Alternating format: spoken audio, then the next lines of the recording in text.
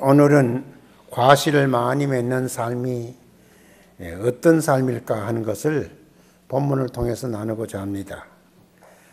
이 본문은 여러분들 잘 아시다시피 예수님께서 그 요한복음 13장부터 쭉 보면요, 이제 이 세상을 떠나야 할 그 앞날을 두고 제자들과 이별 강론을 하고 계십니다. 그 중에도 오늘 이 본문 말씀에는 포도나무 비유로서 예수님과 우리 믿는 성도, 이 내적 관계가 어떤 관계가 되어야 되느냐, 조금 더 그 의미를 확대해 보면요, 우리가 선교해야 되고 예수님을 증거하고 전해야 할 이 선교, 전도의 중요성을 말씀하시고 그 원리를 말씀해 준 내용이 나옵니다. 그래서 그 내용을 참고하면서 우리가 예수 안에서 정말 우리가 이 과실을 많이 맺는 삶을 구체적으로 어떻게 살 것인가, 몇 가지 그 포인트를 말씀을 드리고자 합니다. 그 포인트를 먼저 말씀을 드릴게요. 여러분들 설교를 들으면은 그 포인트만 마음속에 새기면은 또 한 주간 남은 여성의 큰 신앙적인 유익이 됩니다. 그래서 첫째, 어떻게 과실을 많이 맺는 삶이 될 수 있나? 첫째는 그리스도 안에 거하는 삶. 한번 따라서 해보실래요? 그리스도 안에 거하는 삶. 두 번째는 기도하는 삶. 세 번째는 사랑하는 삶. 요 세 가지 포인트만 여러분들 마음속에, 삶 속에 그 중심이 되고 기초가 되면은 여러분들의 삶은 풍성해지고 아름답고 귀한 삶을 유지하면서 많은 열매를 맺을 줄로 믿습니다. 왜 그러냐? 성경 구절에 그렇게 이미 설명하고 있습니다. 그리스도 안에 거하는 삶이 뭐냐? 그 설명 나오죠? 15장 4절에 내 안에 거하라 그랬어요. 내 안에 거하라. 예수님이 그렇게 말씀하셨어요. 내 안에 거하라. 나도 너희 안에 거하리라. 여러분들, 예수님이 여러분들 안에 거하는 복이 임하길 바랍니다. 그래서 나도 너희 안에 거하리라. 그렇게 되면 어떻게 되느냐? 가지가 포도나무에 붙어 있지 아니하면 스스로 열매를 맺을 수 없다. 이게 연결만 안 되면은 이건 열매 아무리 맺으려도 안 돼요. 없음 같이 너희도 내 안에 있지 아니하면 그러하다. 그러니까 예수님 안에 있지 않은 삶이 얼마나 처참하고 비참한 삶인가 잘 설명해 줬어요. 그 5절에는 나는 포도나무요 너희는 가지라. 물론 일전의 말씀에는 나는 참 포도나무요 그랬어요. 그러니까 우리가 주님 안에서 이 참 포도나무에 우리가 이렇게 연결되어 있다는 거. 나는 참 포도나무요 너희는 가지라. 그가 내 안에, 내가 그 안에 거하면 사람이 과실을 많이 맺는다 그랬어요. 이 아주 성경 본문 자체에서 설명을 너무 잘해 줬어요. 이렇게 우리가 주님 안에 거하면은 그냥 절로 과실을 많이 맺을 수 있는 이런 통로, 이런 삶의 길이 열려져 있습니다. 그래서 나를 떠나서는 너희가 아무것도 할 수 없습니다. 내가 아무것도 할 수 없다. 나는 왜 이렇게 빈 껍데기 인생이 되느냐? 혹시 여러분들 좌절할 때가 있습니까? 주님과 동행하시기 바랍니다. 우리 주님과 함께 하시길 바랍니다. 주님 안에 거한다는 삶, 이 자체는 주님과 공동체가 되라는 거예요. 예수님과 함께 공동체가 되라. 교회는 뭐냐? 우리가 예수 믿는 성도들이 가장 중요한 삶의 그 집합체가 이 교회입니다. 그러니까 예수님 머리 되시고 공동체가 되는 거, 이게 함께하는 원리입니다.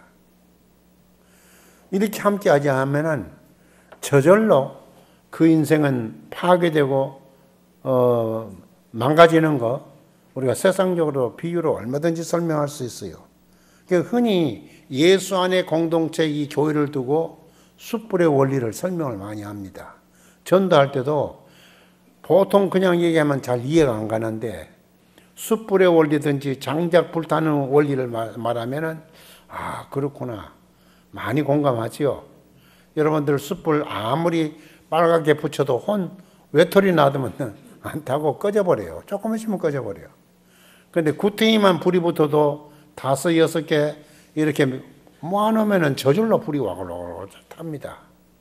여러분들 함께하는 이 원리, 이 공동체의 원리, 여러분들 하나님 앞에 감사하시길 바랍니다.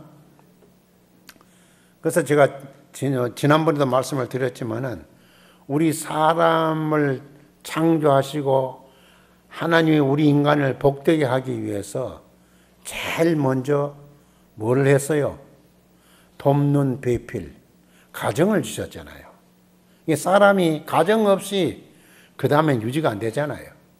이게 아담 하와의 첫 공동체를 주면서 같이 돕는, 이게 같이 함께 한다는 이 자체에서 엄청난 그 도움의 복이 임하는 거거든요. 그래서 그리스도 안에 가라. 이거는 여러분들 오늘 교회에서 함께 모여 신령과 진정으로 예배드리는 이 삶, 여러분들 더욱 귀하게 여기를 바랍니다. 그래서 우리가 주의를 거룩하게 지키고 주의를 성수하기를 축원합니다.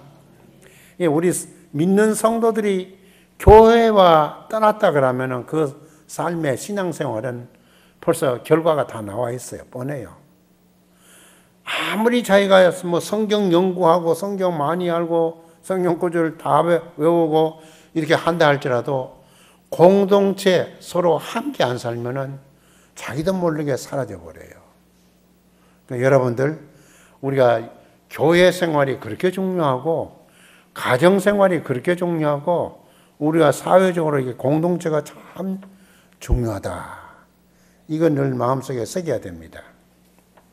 제가 지난 주일날은 뉴저지 영광교회에 주일 예배를 드리고 또 동시에 임적 예배를 드리니까 와서 주일 설교를 해달라 그래서 제가 갔어요.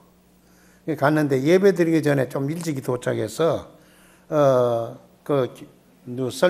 어떤 분이 소개해 주는데 거기에 박성영 집사, 닥터 박이라는 분이 아주 이분은 멀리서 왔다고 그렇게 그 사람을 소개해 주더라고요. 그래서 나는 이분이 뭐 어디 뉴저지 남부에서 왔나 뉴욕에서 왔나 그렇게 했더니 뭔데 어디서 오셨어요? 그러니까 저기 카나다와 미국과 국경지대 거기에서 지금 왔다는 거예요. 그렇게 멀리서 왔느냐고. 뭐 거기에서 뭐 하십니까? 그랬더니 치과 의사, 인디안들을 치료해주는 그 인디안촌 있잖아요. 거기에서 해주는 그 치과 의사래요. 그래서 그분은 치과 의사로서 그 인디안들을 위해서 그렇게 하는데 그분이 그러면 의사로 가신 거예요. 그러니까 자기가 미국 군인 대위래요. 대위. 이게 군의관이에요. 군의관 치과 의사 그 군의관으로 거기서 하는데 그 주일날은 뉴저지 영광교회 와서 또 예배를 드린대요. 대단히 뭔데 어떻게 그렇게 하냐니까 자기 와이프는 또 뉴저지 사니까 일단 가정을 위해서도 이 교회 또 신앙을 위해서도 제가 멀리 있지만은 그래 꼭 와야 되기 때문에 왔습니다. 그래요. 여러분들 만약에 가정을 줬는 이 공동체가 여러분들 서로 따로따로 산다 그러면은 유지가 되겠어요? 그러니까 이 너무 중요한 이 가정도 함께 물론 직장을 따라서 일주일 동안 떨어져 있다 하든지 뭐 때에 따라는 한 주 건너서 이렇게 온다든지 일단 가정은 이렇게 서로 만나야 되는데 그보다 더 중요한 이 교회는 우리 주님과 내가 안 만나고 내가 혼자 교회 안 나가고 아주 무교회주의로 그렇게 신앙생활한다. 그거는 아주 위험하지요. 여러분들 오늘 이 말씀 속에 정말 열매를 많이 맺는 삶이 되려 그러면은, 풍성한 삶이 되려 그러면은 그리스도 안에 거해야 되고, 가족끼리는 서로 함께 공동체가 돼야 되고, 교회도 우리가 서로 함께 모여서 신령과 진정으로 예배드리는 삶, 여러분들 늘 소홀히 하지 말고 열심을 품고 여러분들 그렇게 신앙생활 하시기를 주의 이름으로 축원합니다. 예, 그래서 예수님이 그렇게 비유했잖아. 나는 포도나무에 모여 너는 가지와 같은 이런 존재니까. 아니 가지가 그냥 뚝 잘라지든지 떨어져 있으면은 뻔한 거 아닙니까? 그 생명. 예, 두 번째 속에는 기도하는 삶. 같이 만났으면은 그 다음에 중요한 게 뭐냐? 여기 성경에 보니까요, 15장 7절에 너희가 내 안에 거하고, 그 다음에 내 말이 너희 안에 거하면, 예, 주님은 어떻게 우리와 함께 하느냐? 주님의 말씀, 성경 말씀, 진리 말씀으로 우리와 함께 합니다. 그래서 여기 이 본문 말씀대로 너희가 내 안에 거하고 내 말이 너희 안에 거하면 무엇이든지 원하는 대로 구하라. 그리하면 이루리라 그랬거든요. 이렇게 주님 안에서 이 말, 이게 소통이잖아요. 소통. 커뮤니케이션이고 소통입니다.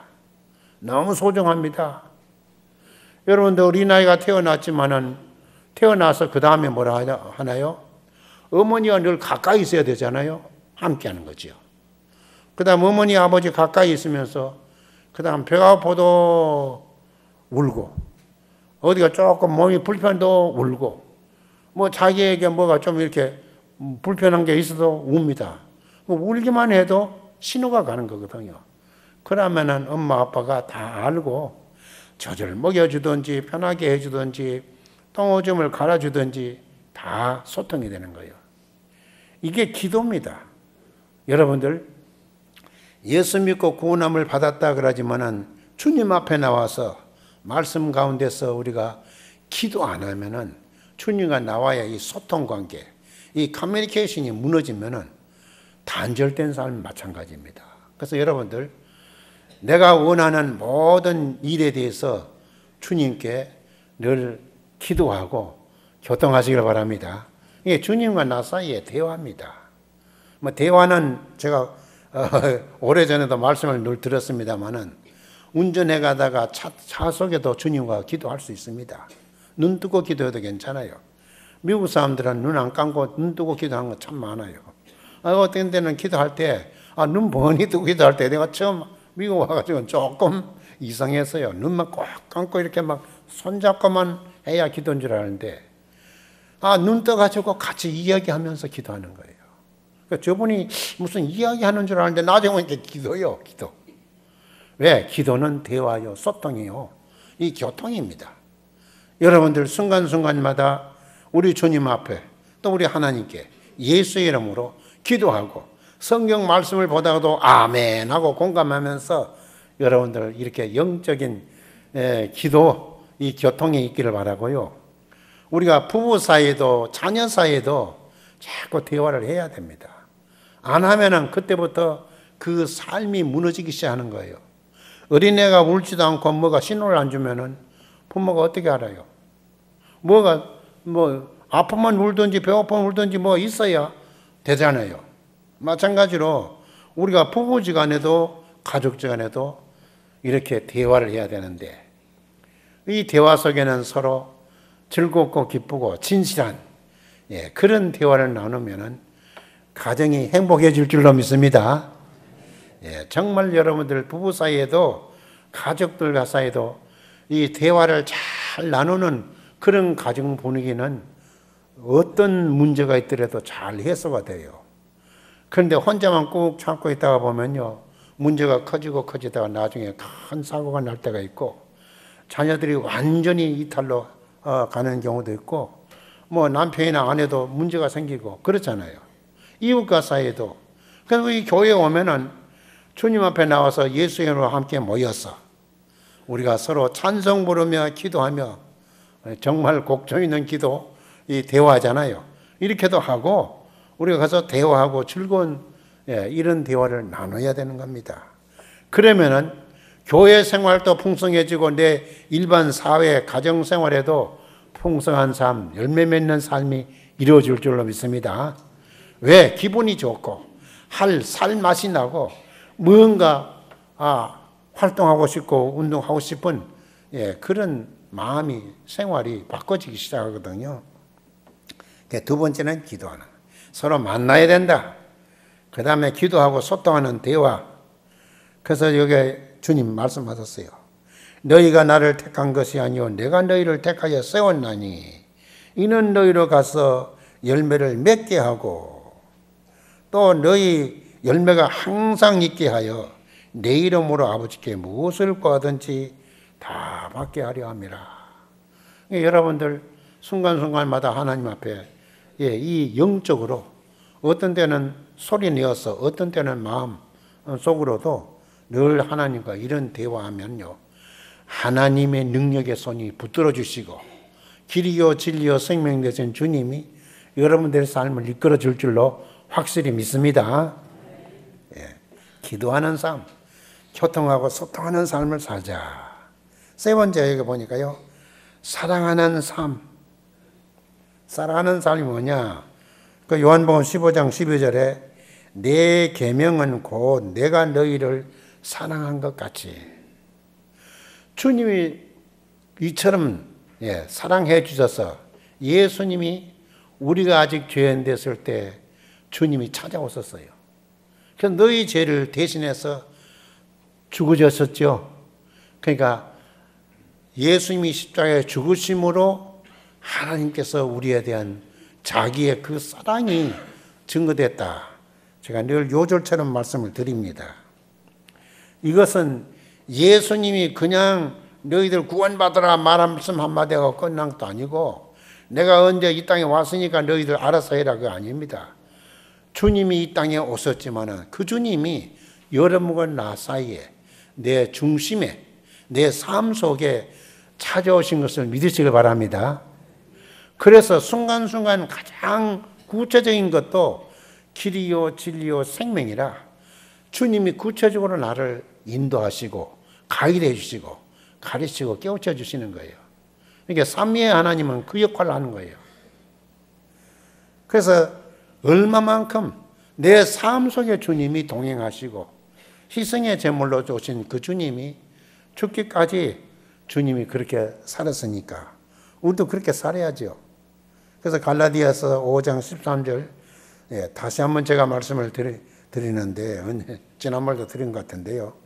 형제들아 너희가 자유를 위하여 부르심을 입었으나 그러나 그 자유로 육체의 기회를 삼지 말고 내 인간 기분대로만 삼지 말라 이 말이에요.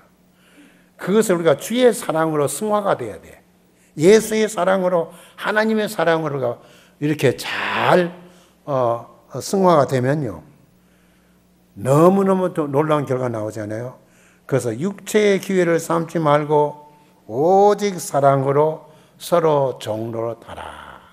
이게 사랑의 종로로 타면은요, 그 삶은 참 윤택해집니다. 여러분들 부부 사이에도 정말 아내를 위해서 남편을 위해서 이 사랑의 종로로 해보세요. 누가 그 남편이 싫어해요? 아내가 싫어해요. 여러분들 사랑의 종로를 하시기 바랍니다. 이 종은 정말 위대한 종이에요. 그러니까 그 종 중에 위대한 종은 예수님이 본복이요. 종으로 오셨다 그랬죠, 예수님이. 빌립보서 우리가 보면은 너무 설명이 잘 되어 있잖아요. 그러니까 이 사랑에 오직 사랑으로 서로 종로를 하면요, 그 사람은 정말 위대해지고 삶이 풍성해지고 부부 삶에도 풍성해지고 가족에도 풍성해지고 부모와 자녀 사이도 풍성해지고 우리 교회도 이건 풍성해지지 않을 수가 없어요. 이 사랑은 어떤 이해관계 안 따지고 희생적으로 헌신적으로 하니까 내가 억울함을 당해도 오해를 받아도 무언가 좀 멸시를 좀 받는다 할지라도 그렇게 가면은요 예수님이 감동하실 줄로 믿습니다. 여러분들 이게 아멘이 정말 진짜 감동이 되는지 모르겠는데 제가 예화를 하나 드릴게요. 내가 너무 일찍 끝나면 안 되니까 예화를 하나 드는데 예화 성경이 나오는 말씀입니다. 요한복음 우리가 지금 계속 보잖아요. 또 이풍상 목사님 아주 잘 주일마다 이렇게 또 말씀해 주시니까. 거기에 제가 덧붙이기를 하는 거예요. 요한복음 4장 이미 여러분들 들었던 말씀이지만은요. 예수님이 유대를 떠나서 갈릴리로 가실 때 사마리아로 통행하는지라 그랬어요. 사마리아로 통행해. 그러니까 사마리아를 통행하다가 야곱의 우물에 가서 그 우물길로 온 여자, 사마리아 여자를 만나잖아요. 만날 때 예수님이 자기는 유대인들이니까 사마리아 저런 여자하고 상종 안 한다 하고 이렇게 안 맞는 거 아니에요. 왔지만은 우물가에 물길로 왔으니까 그 여자와 대화하기가 좋으니까 예수님이 말을 먼저 건 겁니다. 그러니까 사마리아는 이 사마리아 여인은 깜짝 놀란 거예요. 그 9절 말씀에 보면은 사마리아 여자가 가로되 당신은 유대인으로서 어찌하여 사마리아 여자 나에게 물을 좀 달라 합니까? 예수님이 먼저 그 여인에게 물 좀 달라고, 이거는 가장 어렵지만 그래도 쉽게 할 수 있는 아주 지혜롭게 말씀을 하신 거죠. 그러니까 그래도 사마리아 여인은 너무 충격이에요. 그래서 유대인으로서 이 이방인인 나에게 어찌해서 물 달라고 합니까? 그렇게 했습니다. 그러나 예수님은요, 거기서 끝나지 않고 대화를 중단하지 않았어요. 같이 함께 한다는 이 자체가 너무 중요한 거예요. 여러분들 전도할 때, 봉사할 때, 누구를 도와주려 할 때 일단 만나야 되잖아요. 몸으로 아니면 우리가 대화 어떤 전화를 통해서라도 우리가 만나야 되거든요. 예수님은 그렇게 만난 겁니다. 만나서 관심을 준 두 번째 말씀이요. 그 10절에 보면은 네가 만일 하나님의 선물과 또 내게 물 좀 달라 하는 네가 누구인 줄 알았다면 네가 그에게 구하였을 것이요 그가 생수를 너에게 주었을 것이라. 그런 말씀이죠.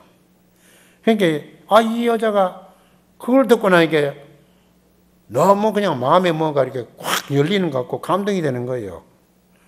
그래서 그 11절에 보니까 여자가 가로되 주여 물 길릴 그릇도 없고 우물도 없는데 이 어디서 생수를 얻을 수 있습니까?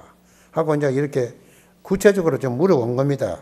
그러니까 13절 예수께서 대답하여 가라사대 이 물을 먹는 자마다 다시 목마르거니와 내가 주는 물을 먹는 자는 영원히 목마르지 아니한다. 그러니까 여러분들 영원히 목마르지 않은 이 물을 매일매일 길러야 하고, 이것도 사마리아 여인은 유대인들을 피해서 몰래 얻은, 아니면 동네 사람들 자꾸 손가락질 하니까 또 피해서 이것저것 다 피하려면 갈 수가 없는데 얼마나 힘드는데 다시 목마르지 아니하고 영원한 영성토록 솟아나는 그 샘물, 이런 물을 얻을 것이다 하는 것을 예수님이 말씀했습니다. 그러니까요, 이 여자가 주여 이런 물을 내게 주사 목마르지도 않고 또 여기 물길로 오지 않게 하소서 하고 간구하잖아요. 여러분들 이 대화라는 거는요, 상대방과 뭔가 커뮤니케이션이 되도록 잘 해야 돼요. 그냥 말이라고 함부로 해가는 안 돼요. 잘못하다가는 오히려 오해가 되고 상처가 되고 그렇게 되니까 좋은 말 하시길 바랍니다. 유익한 말 하시길 바랍니다.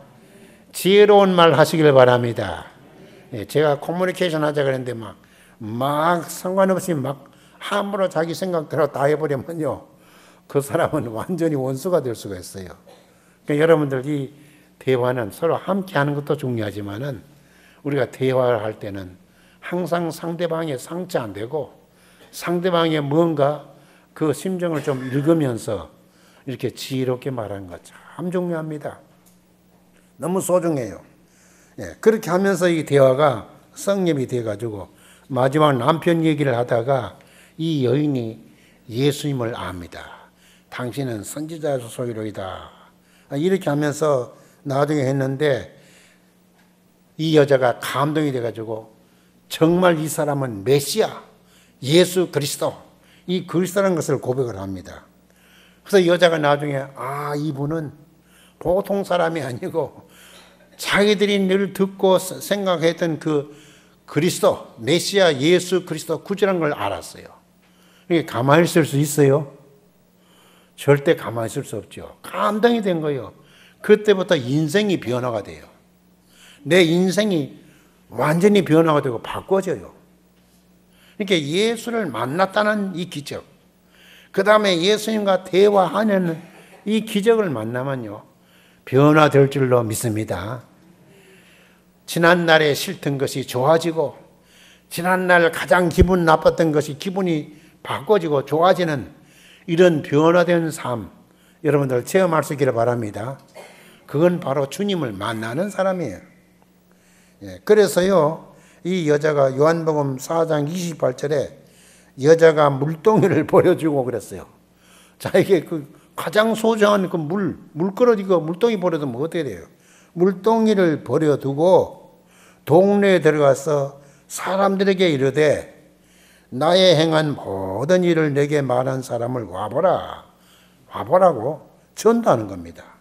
이는 그리스도가 아니냐 하니까 동네 사람들이 듣고 저희가 동네에서 나와 예수께로 나오더라. 갑자기 전도사가 된 거예요. 전도사. 이 사람을 피해 다니고 모든 사람과 대화가 끊어졌고 누구도 만날 수 없는 그런 위치의 사람이야. 그런데 예수를 만나고 동네 사람들을 만나고 피해 다녀야 할 사람을 만나게 되는 이 놀라운 역사가 얼마나 위대합니까? 여러분들, 이게 바로 거듭난 삶이요, 바꿔진 삶이 됩니다.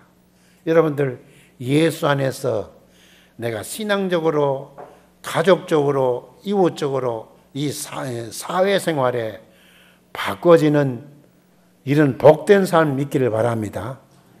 그때부터는 싫던 것이 좋아지고 아주 하기가 가장 멀어졌던 것이 너무 하고 싶고 바꿔지는 거예요.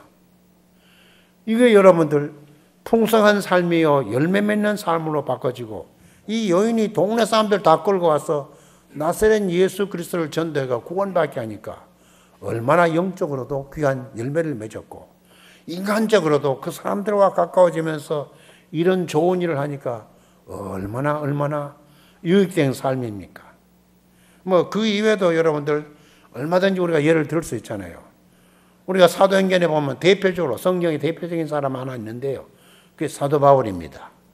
사도행전에 보면 다메섹 도상으로 바로 가서 예수 그리스도를 잡아주기 위해서 그 허가서를 받으러 갑니다. 가다가 하는 도중에 예수님을 만난 거예요. 그때 예수님이 물론 사울을 찾아오셨죠. 그렇지만 예수님과 대화가 시작되잖아요. 그 순간 만나는 거예요. 그 예수의 음성을 듣고 나중에 이 사울이 확 타고 가던 말에다 떨어져 가지고 보이지 않고 더듬더듬하고 있을 때 예수님의 대화를 하잖아요. 계속. 앞으로 네가 어떻게 살아야 될 것까지 다 해주고, 그 다음에 나중에 식음을 전폐하고 금식하고 있다가 나중에 다시 회복되었을 때 그 순간부터 바울은 반대 삶을 살았어요. 예수를 핍박하는 정말 핍박자 앞잡이고 그 괴수였는데 이 사람이 그때부터는 무조건 예수를 증거하는 거예요. 그래서 사도 바울의 그 회심 그 순간부터 바울은 전도 나오잖아요. 그리고 나중에 나아가서는 1차, 2차, 3차 저 로마까지 이 전도했던 이 성서의 기록자가 사도 바울입니다. 이게 가만히 보니까 정말 만나는 속에서 거기에 뭔가 변화가 있고 기적이 일어난다. 그 다음에 그 속에 대화하고 하다 보면은 내 심정이 통해지고 그 진실이 알아질 때 그 기적의 메시지가 있고 그 지혜가 나오고 삶의 방법이 이끌어지는 거예요. 그 다음에는 내가 안 하고 못 견디는 이 사랑의 헌신이 나오잖아요. 바울은 생명 바쳐서 늘 돌아다니면서 전도하고 있습니다. 기적을 늘 체험하죠. 이런 삶이 있어야 되거든요. 바울만큼 이 영적으로 놀라운 열매 맺는 전도의 열매를 맺은 사람은 없거든요. 엄청난 역사가 일어나고, 물론 예수님의 제자 베드로를 비해서 다 그런 역사가 있습니다. 오늘 여러분들 내 삶의 과실을 많이 맺으려면은 우리가 예수님 만나서 영적인 열매도 많이 맺어야 되겠지만은 우리 가정에서, 이웃에서, 여러분들 삶 속에 우리 교회에서도 우리가 이 사랑을 베풀며 서로 그들을 위로하고 격려하며 정말 좌절과 절망 속에 있는 사람들에게 희망을 주면서 많은 사람을 일어나게 하고 생기 있게 하고 많은 일을 할 수 있도록 이런 귀한 열매를 맺히는 사람 되기를 축원합니다. 기도하겠습니다. 하나님 아버지 감사합니다. 우리가 이 세상 살 때 이 만남의 중요함이 얼마나 소중합니까?